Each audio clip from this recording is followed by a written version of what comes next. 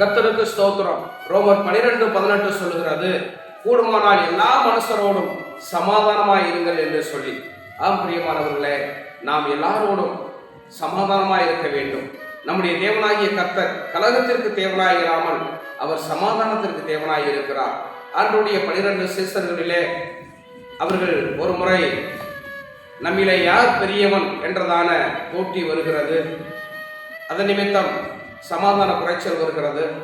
இதை ஆண்டவரிடத்திலே சொன்ன பொழுது ஆண்டவர் ஒரு சிறு பிள்ளையை காண்பித்து, உங்களில் ஒருவன் இந்த சிறு பிள்ளையை போல ஆகாவிட்டால் நீங்கள் ஒருவரும் பரலோக ராஜ்யத்தில் பிரவேசிக்க மாட்டீர்கள் என்று சொல்லி எல்லோருக்கும் சொல்லுகிறார்.